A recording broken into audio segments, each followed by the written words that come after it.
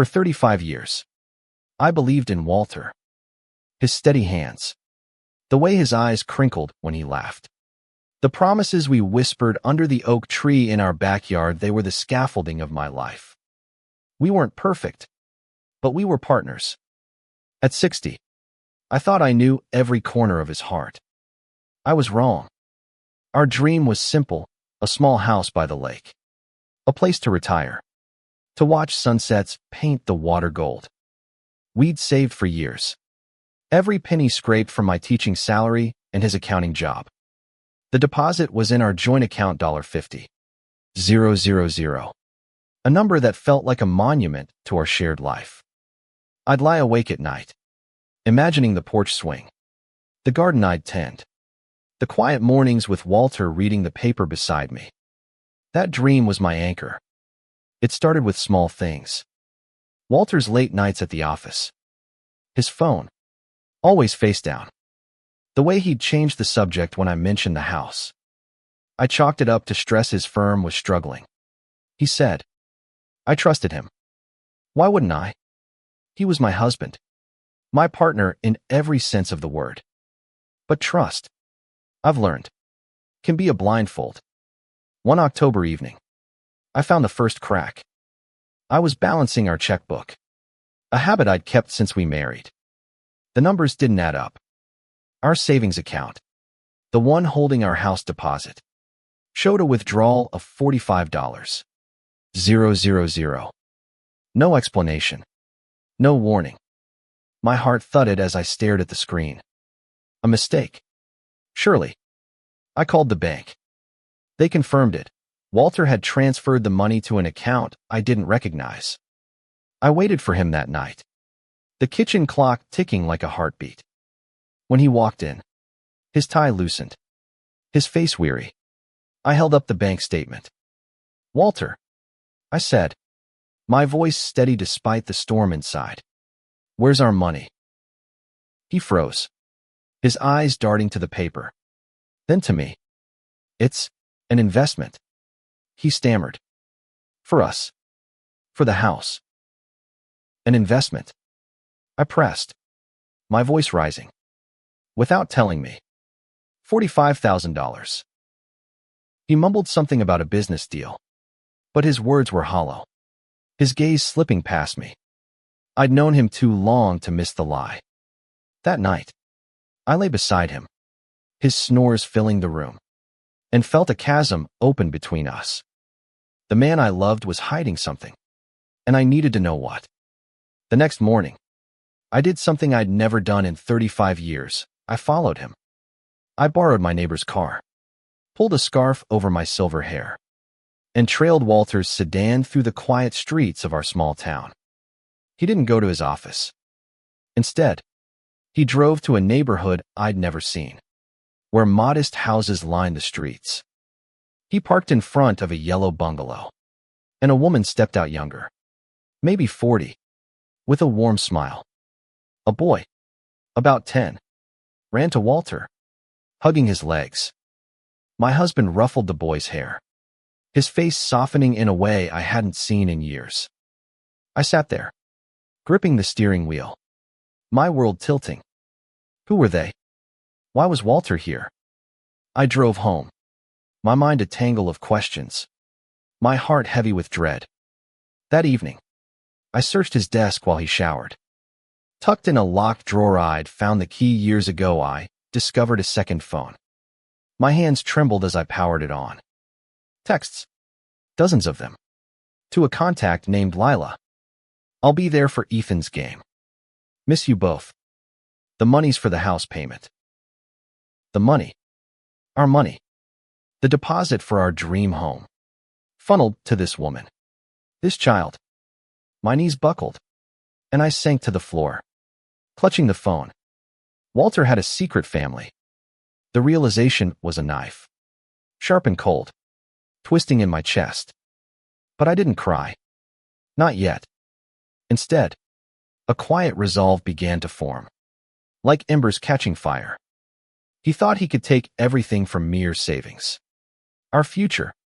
Our trust. He was wrong. I wasn't the fragile woman he assumed.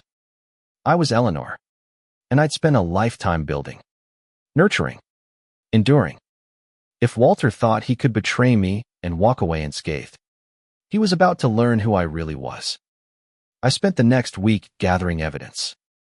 Bank records, texts, photos of Walter at the yellow bungalow. I didn't confront him, not yet. I needed a plan. I called my old friend Clara, a retired lawyer with a sharp mind and a sharper tongue. Over coffee, I spilled everything, my voice breaking only once. Clara listened, her eyes narrowing. "You've got him, Eleanor," she said. "But you need to decide what you want. Justice, revenge, or something else." I wanted all of it. Justice for the years I'd given him. Revenge for the lies. But more than that, I wanted to reclaim myself. The woman I'd been before I let Walter's world define mine. I wasn't just a wife, a teacher, a dreamer of lake houses. I was a force, and I'd make sure he felt it. By the end of the week, I had a plan. It wasn't loud or dramatic, it was precise. Like the way I graded papers. Every step deliberate. Walter thought he knew me, thought he could predict my moves. He never saw me coming. The days after my discovery were a blur of quiet fury and meticulous planning. I moved through our house like a ghost, cooking Walter's favorite pot roast, smiling when he kissed my cheek, all while my mind churned. Every glance at him felt like a betrayal of myself. But I played the part. I had to. If I confronted him too soon, he'd slip away with excuses, and I'd lose my chance to understand the full scope of his deception. I started with the bank records. Using skills I'd honed tracking student grades, I traced the $45,000 transfer to an account in Lila's name. Public records showed she'd bought the yellow bungalow 2 years ago, around the time Walter's late nights began. The math was brutal. Our house deposit, our dream, had paid for hers.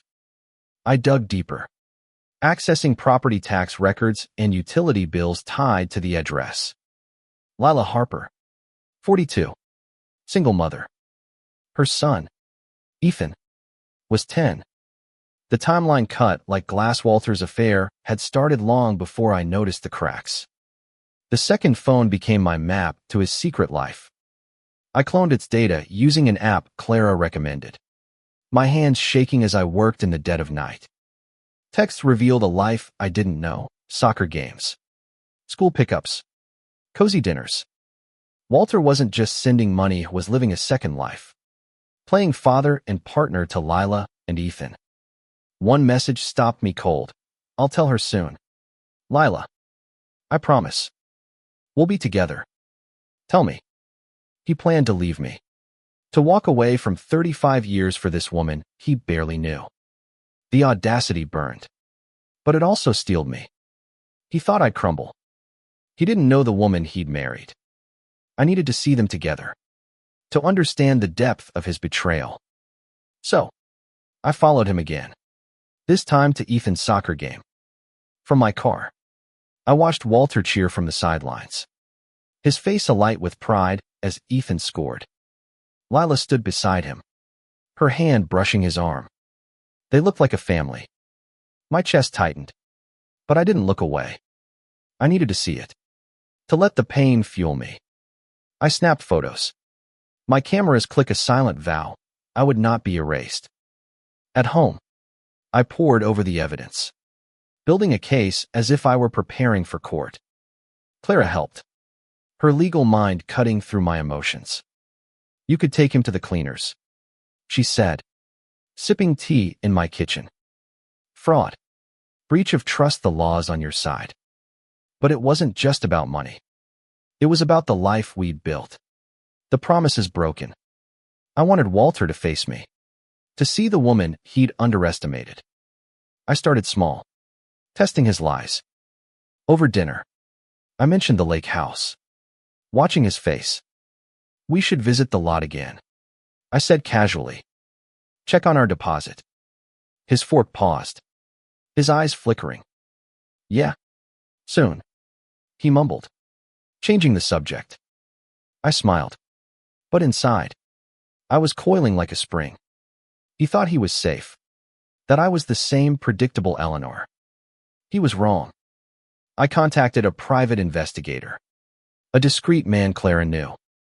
For a fee, he dug into Lila's life. She was a nurse, recently promoted, with no criminal record but a history of unstable relationships. Ethan's father was out of the picture, and Walter had stepped in, playing hero. The investigator found no evidence Lila knew about Mesh thought Walter was separated, a man free to build a life with her. That complicated things. She wasn't the villain. She was another victim of Walter's lies. But Ethan, that boy, with Walter's smile, was a wound I couldn't yet touch. I decided to meet Lila, not to confront her, but to understand. I found her at the hospital where she worked. During her lunch break, I introduced myself as a friend of Walter's, my heart pounding as I lied. She was kind, her eyes tired but warm. We talked about Ethan, her pride in him spilling over. Walter's been a godsend, she said, smiling. He's so good with Ethan. I nodded, my throat tight. She didn't know about me, about our marriage, our stolen savings. I left without revealing the truth. But her words haunted me. Walter had built a life with her, one he valued more than ours. That night, I sat in our living room. The house deposit papers spread before me. The dream we'd nurtured for years was gone, redirected to a life I hadn't chosen. But I wasn't powerless. I'd spent decades teaching, shaping young minds, solving problems others thought impossible. I could solve this. Walter had taken my trust, my money, my future, but he wouldn't take my strength. I began to map out my confrontation, not with tears or screams, but with precision. I'd make him face every lie, every choice. And when I did, he'd see the woman he never truly knew. The weight of Walter's betrayal settled into my bones. But it didn't break me. Instead, it forged something clarity I hadn't felt in years. I wasn't just fighting for our house deposit or our marriage. I was fighting for myself, for the woman I'd let fade behind Walter's shadow. At 60, I was done being invisible. My plan wasn't about destruction, though the thought of his pain tempted me. It was about truth, about making Walter see the consequences of his choices. I started with our finances. Clara connected me with a forensic accountant, a woman named Rachel who specialized in unraveling financial deceit. Over coffee, Rachel pored over the bank records, her pen circling transactions like a hawk spotting prey. He's been siphoning money for years, she said, pointing to smaller withdrawals. I'd missed $500 here, $1,000 there, all to Lila's account. This wasn't a one-time thing, Eleanor. It's a pattern. The total was staggering, nearly $60. Over 3 years. Not just the $45. Deposit. Our dream had been bleeding out, and I hadn't seen it. Rachel helped me protect what was left. We froze our joint accounts, redirecting my paycheck to a new account in my name. Walter didn't notice he was too busy juggling his 2 lives. I felt a pang of guilt, locking him out. But it passed. He'd locked me out first, hadn't he? I also consulted a divorce attorney, a quiet man with kind eyes who outlined my options. You have grounds for fraud, he said, and emotional distress. But think about what you want long term. I didn't want a divorce, not yet. I wanted Walter to face me, to answer for what he'd done. Next, I focused on Lila. She deserved to know the truth. But I had to be careful. If I told her too soon, she might warn Walter, and he'd cover his tracks.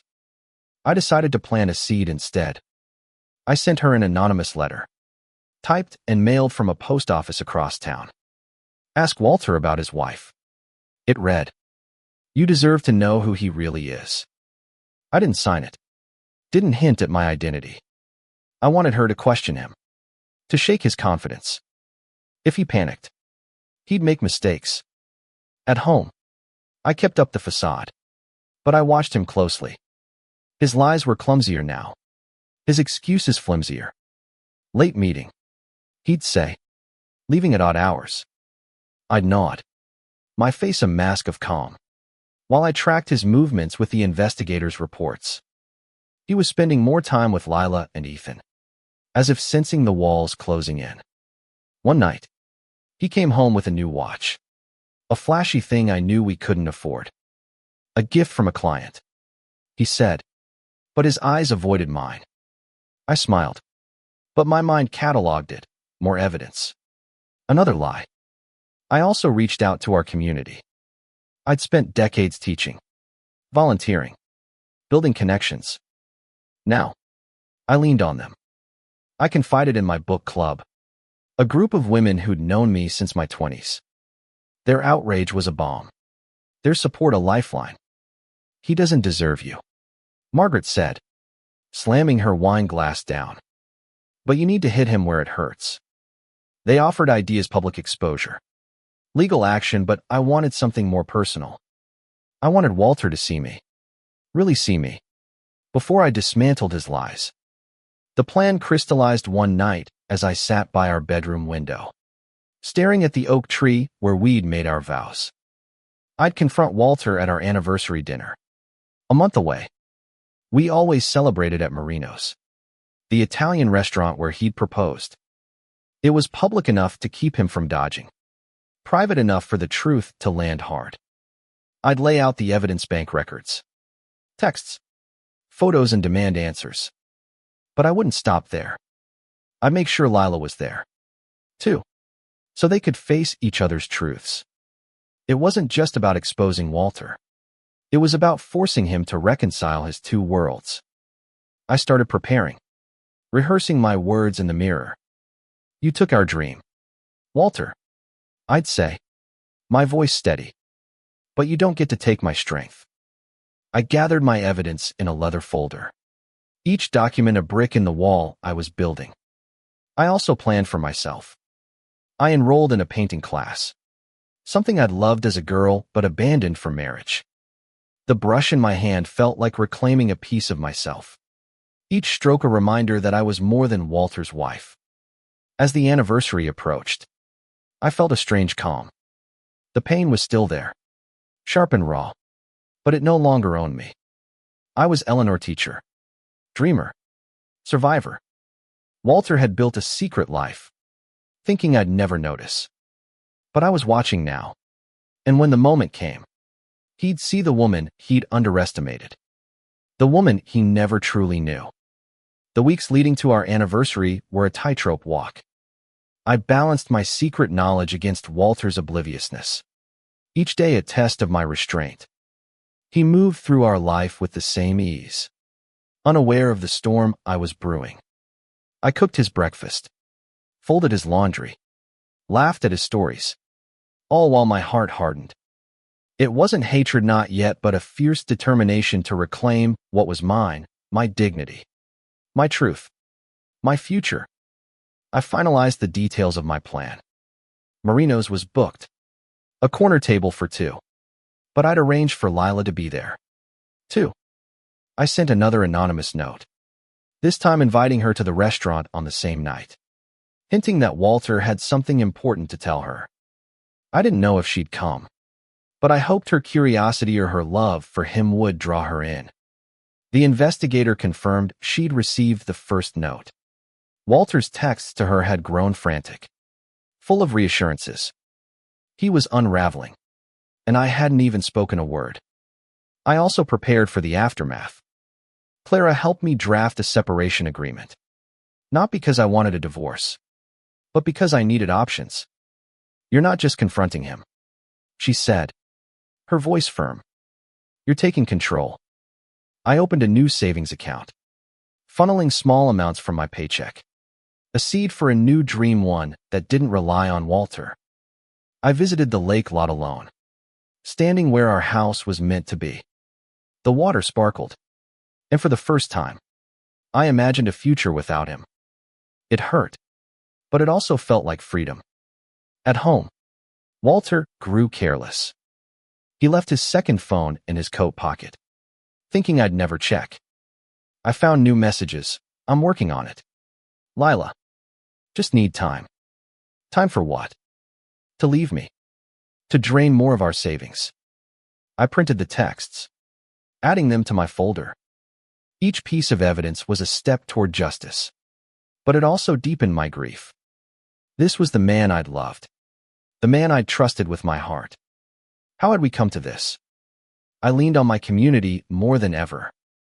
My book club became my war council, their loyalty fierce.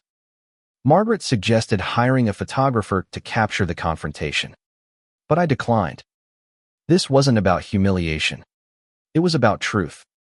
Instead, I asked them to be my anchor, to remind me who I was when doubt crept in. They did, with stories of my strength, how I'd helped students, organized fundraisers, faced cancer scares with grace. You're Eleanor, they said. You've always been enough. I also reached out to Ethan's school, posing as a concerned friend. I learned he was a bright boy, struggling with math but excelling in art. My heart ached for him, didn't deserve to be caught in Walter's web. I wondered what would happen when the truth came out. Would Lila protect him? Would Walter? I couldn't control their choices, but I could control mine. I vowed to handle this with as much grace as I could muster. For Ethan's sake, if not for Walter's. The night before the anniversary, I couldn't sleep. I sat in our living room, the leather folder on my lap, its weight grounding me.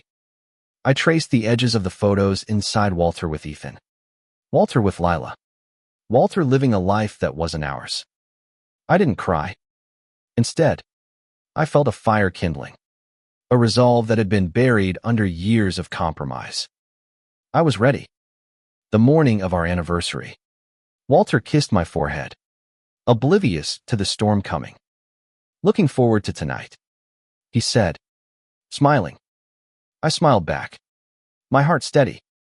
Me too, I said, and I meant it. Not because of the dinner or the memories we'd made at Marino's, but because tonight, I'd rewrite our story. I'd step out of his shadow and into my own light. I dressed carefully, choosing a navy dress that made me feel strong. My silver hair pulled back to show my face lined. Yes, but unyielding. I slipped the folder into my purse, its weight a reminder of my purpose. As I drove to Marino's, the lake glimmered in the distance, a promise of the life I'd build, with or without Walter. He thought he'd taken everything from me. He was about to learn how wrong he was. Marino's was warm and familiar, its soft lighting and clinking glasses a backdrop to countless memories. Walter sat across from me, his smile easy, as if this were just another anniversary. I played along, sipping wine, nodding at his stories, but my pulse thrummed with purpose. My purse, heavy with the leather folder, rested by my feet. I scanned the room, waiting for Lila.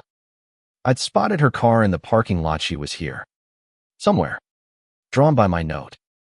Halfway through our appetizers, I saw her. She stood near the bar, her face uncertain, searching the crowd.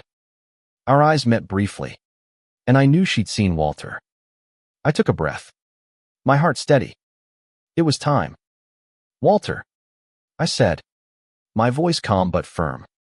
We need to talk about our house deposit. His fork paused, his smile faltering. The deposit. Eleanor, not tonight. It's our anniversary. No, I said, leaning forward. Tonight's perfect. I pulled the folder from my purse, placing it on the table. His eyes widened, but he didn't speak. I opened it, revealing the bank records, the texts, the photos. You transferred $45,000 to Lila Harper. For her house. For her son. Ethan. His face drained of color. Eleanor. I can explain. Don't. I cut him off. My voice like steel. I know everything. Your second phone. Your second life. I've known for weeks. I slid a photo across the table with Ethan at the soccer game. He stared at it, his hands trembling. Eleanor. Please. He whispered. It's not what you think. Then what is it? I asked, my voice rising just enough to draw eyes. Because it looks like you stole our dream to fund theirs. That's when Lila approached, her face pale, clutching my anonymous note. Walter, she said, her voice shaking. Who's this? Walter froze, trapped between us. The restaurant seemed to hold its breath. I stood, my eyes on Lila. I'm Eleanor, I said, his wife of 35 years. Her hand flew to her mouth, the note fluttering to the floor. His wife. She gasped. He said you were separated. Lila. Walter started. But I cut him off again. He lied to us both. I said, my voice steady but laced with pain. He took our house deposit. Lila. The money for our future. He gave it to you. Tears welled in her eyes. But she didn't look away. I didn't know. She whispered. I swear. I didn't know. I believe you. I said. And I did. She was as much a victim as I was. But this wasn't about her, it was about Walter. I turned to him, my voice low but fierce. You thought you could live two lives. Walter. You thought I wouldn't notice. But I see you now. And so does she. He slumped in his chair, his face a mask of defeat. I'm sorry, he mumbled. I didn't mean for this to happen. Sorry, I said, my laugh bitter. You didn't mean to steal our savings. To build a family behind my back. To plan to leave me. I pushed the folder toward him. You don't get to apologize and walk away. You face this. The restaurant was silent now. Eyes on us. I didn't care. I felt alive. Unburdened. Every word a reclamation of my power. Lila backed away, tears streaming. But I kept my focus on Walter. You have a choice. I said. Come clean. To both of us. Or I take this to court: fraud. Theft. Everything. He nodded, his voice barely audible. I'll make it right. No. I said. You can't. But I can. I turned to Lila, softening. I don't blame you. Take care of Ethan. He's innocent in this. She nodded, unable to speak, and left, her shoulders shaking. I sat back down, staring at Walter. We're not done, I said. But tonight, you start answering. For everything. He looked at me, really looked at me, and for the first time, I saw fear in his eyes. Not of losing me, but of the woman I'd become. The woman he never saw coming. The days after the confrontation were raw, like a wound exposed to air. Walter moved out, at my insistence, to a cheap motel across town. I didn't cry when he packed his bags, his apologies falling like ash. I'd spent weeks preparing for this, but the emptiness of our house still stung. The oak tree outside seemed to mock me, its branches heavy with memories of promises now broken. But I wasn't broken. I was rebuilding. I met with Lila again, this time at a coffee shop. She was fragile, her eyes red from crying, but she agreed to talk. I ended it. She said, her voice small. I can't be with someone who lies like that. I told her about the money, how Walter had used our savings for her house. She was horrified, offering to repay it. It's not your debt, I said. It's his. We talked about Ethan, how to shield him from the fallout. I saw my younger self in Hera, woman betrayed, but not defeated. I gave her my number, a lifeline if she needed it. We weren't friends, but we were survivors of the same storm. Walter tried to explain, leaving voicemails I deleted unheard. He sent a letter, admitting he'd fallen for Lila's warmth, for the chance to feel young again. He claimed he never meant to hurt me, that he planned to tell me soon. I didn't respond. His words were too late, too hollow. Instead, I focused on the future. Rachel, the accountant, helped me recover some of the money through legal channels. Suing Walter for fraud. It wasn't enough for a house, but it was a start. I sold our home, the one filled with memories I couldn't untangle from his lies. With the proceeds, I bought a small cottage not by the lake, but close enough to hear its whispers. It had a garden, a porch, a space for my easel. I painted again, bold colors spilling across canvas, each stroke a piece of myself reclaimed. My book club visited, their laughter filling the rooms, reminding me I wasn't alone. I saw Walter one last time, at the lawyer's office to sign the separation papers. He looked older, his crinkled eyes dull. "I'm sorry, Eleanor," he said, his voice breaking. I looked at him, the man I'd loved for decades, and felt a strange peace. "I'm not," I said. "You showed me who I am." I didn't forgive him, not yet. Maybe not ever. But I forgave myself for trusting him, for believing in us. I'd spent 35 years building a life with him, but now I was building one for me. The cottage became my sanctuary, its walls holding new dreams. I taught part-time, mentored students, and volunteered at Ethan's school, helping with their art program. I didn't tell him who I was, just another teacher, offering what I could. One evening, as I sat on my porch, the sunset painting the sky gold, I thought of the lake house we'd never have. It didn't hurt anymore. I'd lost the money, the marriage, the dream, but I'd gained something greater, myself. Walter thought he could take everything and leave me in the dark. He never saw me coming, but I did.